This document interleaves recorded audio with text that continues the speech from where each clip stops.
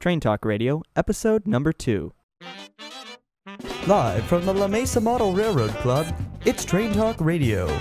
I'm your host, Jared Black. Join me and my co-host, Austin McAdams, as we discuss in-depth topics related to HO scale trains and their prototypes. Well, hello everyone, and we are, in fact, back at the La Mesa Model Railroad Club, which we were at last week, correct? That's and right. I am here with Austin, and first off, I just want to thank the few of you who have actually subscribed to us on iTunes, and hopefully those of you watching YouTube will subscribe if you have an iTunes account. I don't even think you need an iTunes account to subscribe. I don't know. I can't say I look myself. Are you subscribed to this? I'm not. I will tonight. And we're not only just us two here, but we're also with Travis. Which we've mentioned before. And he is actually calling in from Idaho. I'm just kidding. He's definitely. right here. We had a third mic, but it didn't really work, so he's just talking into a phone. Now, I know New Year's is still a ways away, but I have a resolution right now, and that's not to say, like I said like 50,000 times in the last podcast. And I will talk more than I did last time. Austin is actually much smarter than me about all this stuff. I wouldn't say much smarter, as I devoted more time. His name should actually be the first one on this show. No, see, I'm the reference guide. You're like the guy who loves audio and talk shows. Yeah. So... Well, we have a few topics we actually want to go over today, and we kind of want to bring things up from last week again. I said again. That's great. That's okay. I'll edit that out. Tier 4. Okay. That's our first topic on the list, which I am sure that many of you are familiar with the two major locomotive manufacturers here in the U.S., which is GE and EMD. Which is actually owned by Caterpillar now. As somebody knows. Caterpillar. So if you have a tractor of some kind or Caterpillar equipment, Bobcat, something, yeah. You might have that engine in it. So, no, I'm not going to say that again. I'm not going to say it again. We're going to talk about GE. Okay. Well, as some of you may have heard or may have not heard, EMD is actually dropped out of the market for the next 3 years. And I will have Travis elaborate on that. Yeah, so EMD was originally owned by GM, and for the past 40-something years or 50 years, however long it's been since the FT, they've been using the series where they go 5, 6, 7, and they're in the 710 series right now. And that's the engine, right? Yeah, the engine model. 710. Yeah. Because there's the... What was the first one? 567. 567, then 645, and now the then 710. 710. And there's different variations, like especially the early ones turbocharged. Well, you think the first engine to have a 710 was the early SE70s and 60Ms. The 60Ms, right. yeah. And now they're up to the 710 G3, which is the Ace. And are these are much less fuel efficient than the modern day GEVO, right? Well, the Ace has about the same fuel efficiency, more or less. Right. But how did they achieve that? Did they tweak the design of the 710 or? Yeah, it's just been little tweaks here and there. Yeah. But the 710 and all those are all GM motors made by GM. And when Caterpillar bought them, they just kept the GM design. But now that Tier 4 is around the corner and Caterpillar owns EMD, they're dropping out and they're going to totally redesign the next locomotive to be able to be using a Caterpillar motor. So are they going to compete with the next GEVO release? They won't be competing. They're dropping out until, I think, 2017, so you won't see anything from EMD until then. And it'll be a totally different motor, probably will have a totally different sound. Do you think this will greatly affect the market, like as in locomotive orders? Yeah, GE is going to be swamped. They're going to be the only freight locomotive available for the first few years. And I don't know how are they going to drive up the prices of their locomotives, or probably keep them the same? I don't know. They'll probably keep them around the same. Because they don't have any competition now. I mean, they have the smaller locomotive manufacturers like the Genset where they rebuild and everything, but they won't have those road locomotives, the standard ones. I don't think it would be a good idea. They're probably not going to price it up because once EMD does release their engine, then everybody would swamp back to EMD. So they're probably going to keep it around the same. Yeah. Well, elaborating on that GE EMD, you think about it, when you think of GE, you think of BNSF out in the West Coast because, down here in San Diego, all we see is GE. Right. Especially GEVOs. It is rare. I just wanted to say it's rare to see any kind of EMD locomotive down here in San Diego. It's kind of even rare to see a -9 now. Down here, yes. Yeah, a few come by every so often, and they bring the GP60s M's down for the switching and everything. Right. Maybe an SD40-2. Just, I think it just depends, yeah. Yeah, but mostly it's, and you see the ES44 DC 7700 class. And you've seen a couple of C4s, of course. Yeah, and you've seen the newer ES44 DCs. What are they? 7800 800 series. You've seen a few C4s down here, but they're mainly kept up. Well, they're used for the mountain districts, you know. Right. They were made for Tehachapi. They're used in Tehachapi, which is, if for those of you who didn't listen to the first episode, we were actually at the La Mesa Model Railroad Club Tehachapi exhibit here in the San Diego Model Railroad Museum in Balboa Park. I don't know if I mentioned that at the top of the episode. I think you did, yes. But I think I just said, I don't remember. But that's where we are. We have an HO scale layout down here, one of the finest around. But like I was going to say, they're mainly used in the Tehachapi subdivision, right? Right. And through Cone Pass out of the LA Basin. Mm-hmm. Now, last episode we already told you all about how there's 2 axles that are not powered on the C4s. Right. But would you see that as a trend that other railroads besides BNSF are going to take up? I doubt it. You know, it was kind of a Buckus idea to do that, so. Well, Florida East Coast Railroad is ordering a couple of them, C4s for themselves. But I heard that, yeah. Yeah, I don't think anybody else is really going to go for it. It's just sort of like a weird BNSF thing. Well, you know, FEC is kind of, Florida East Coast, as you may know.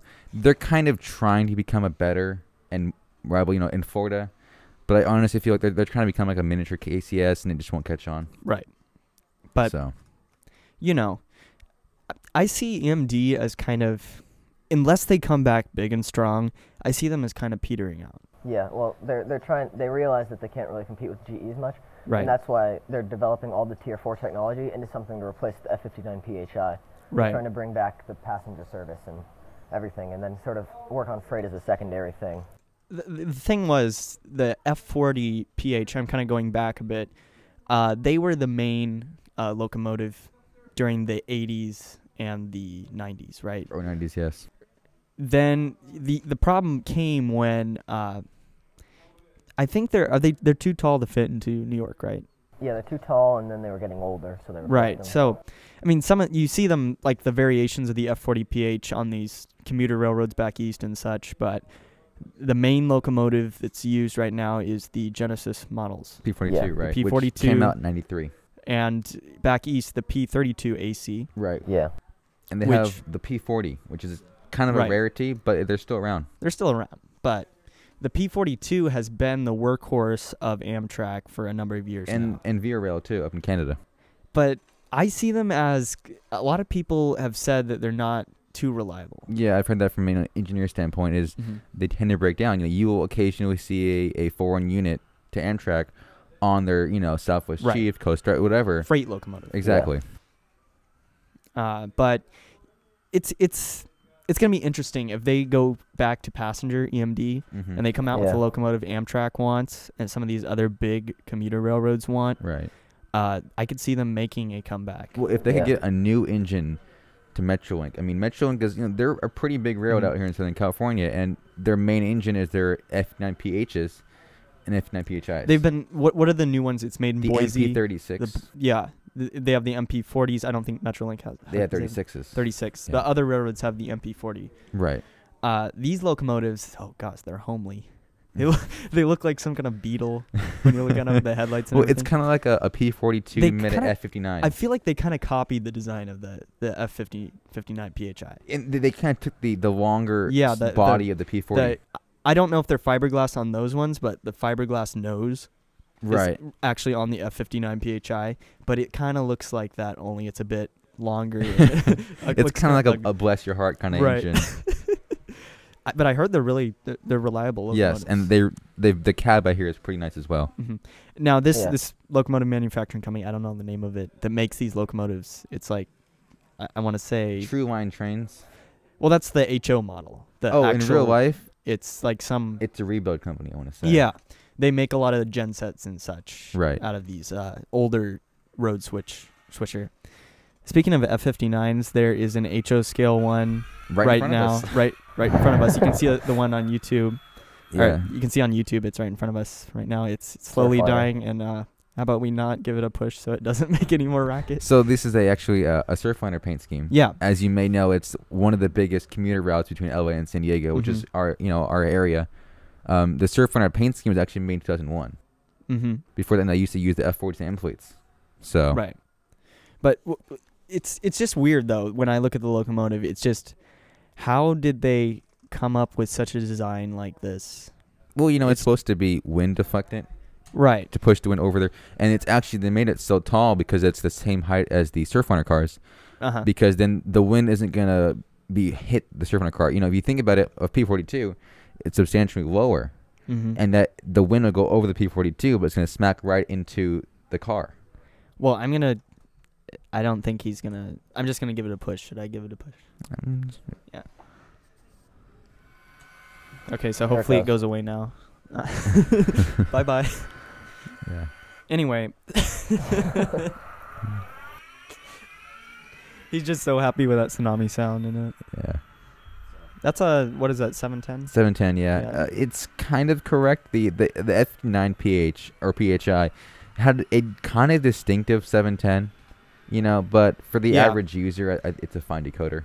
Is it kind of like the F40 PHs where they would always be, because they have the head end power, they'd be like running well, the really F40s high. Before HEP would run in notch 8 to provide light power. F59s and P42s as well as Dash 8s have HEP. Yeah, so they don't have to run them in notch 8.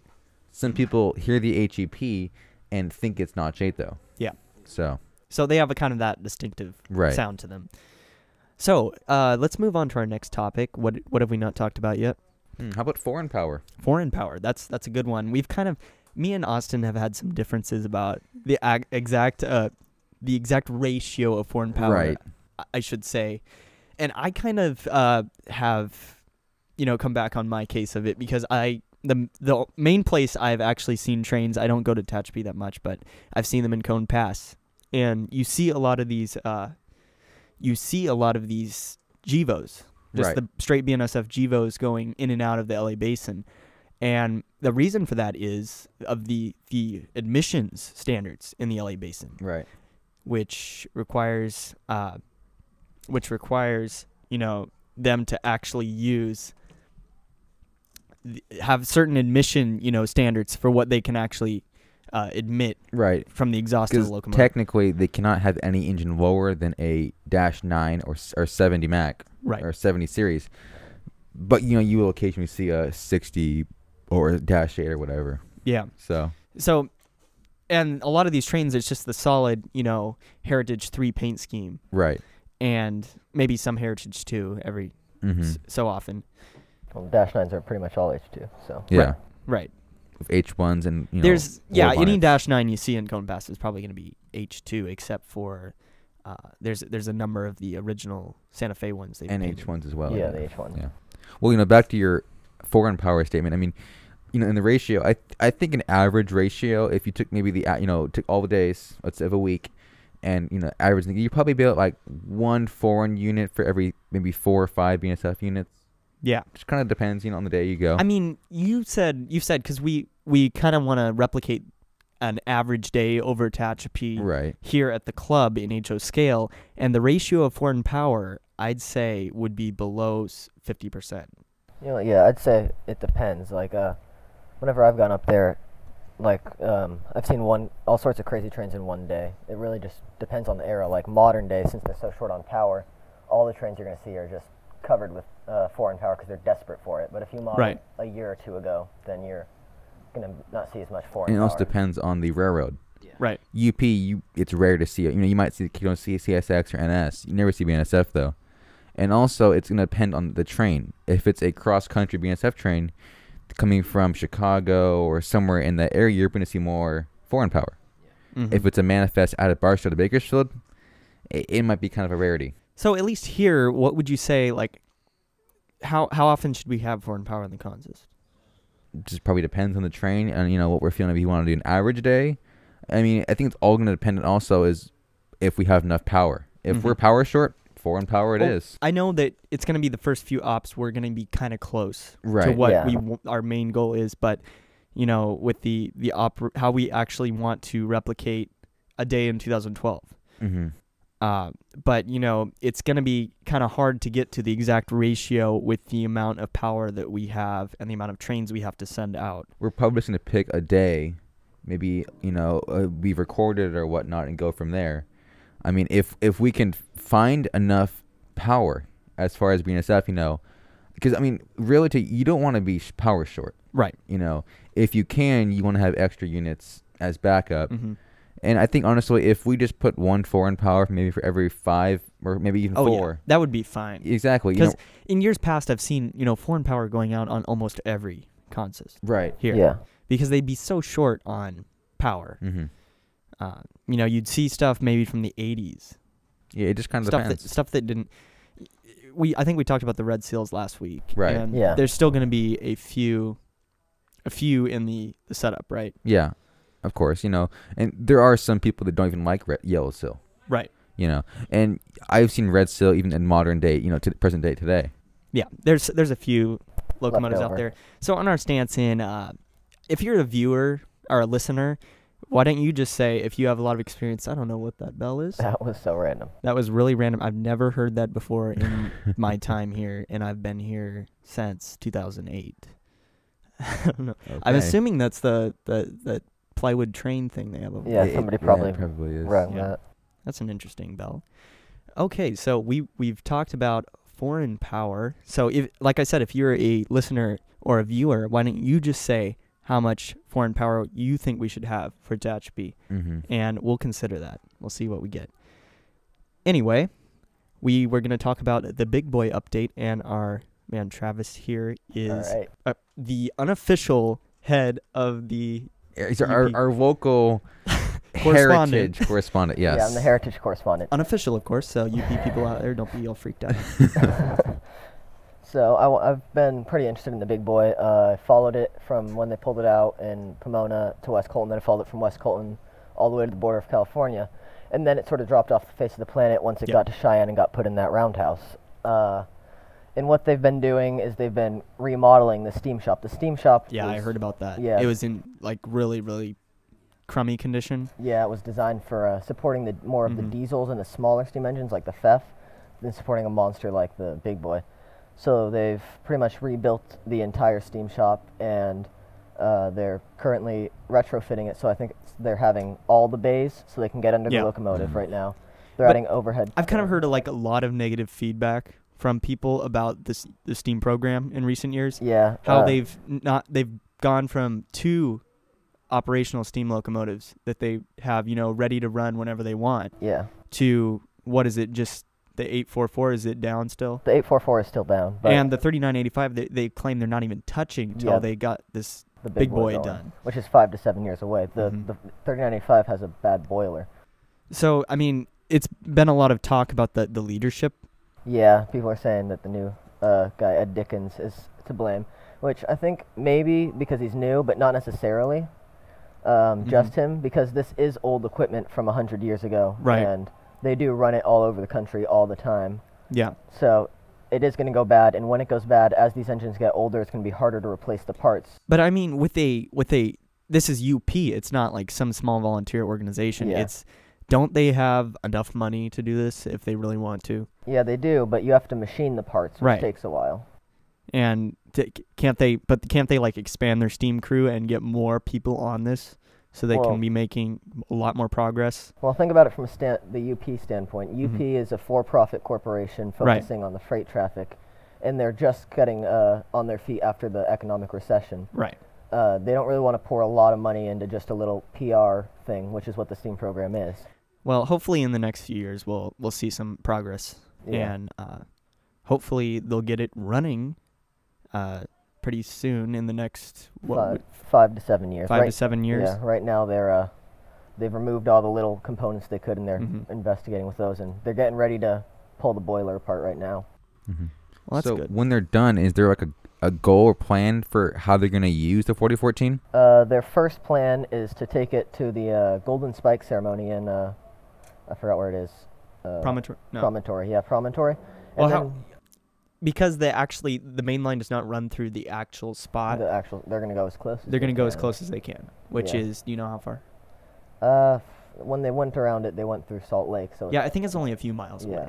Because I know they have the replicas, the operational replicas there, which doesn't make any sense to me why you'd have 2 operational steam locomotives and you just pull them together, just sit them there. It's like, I think it's like a spur off the main line, so I think they might be able to pull it straight up in there, but I could be wrong. they might. I think it's separate. Oh, it is. Okay. It's I separate. forgot where I learned that.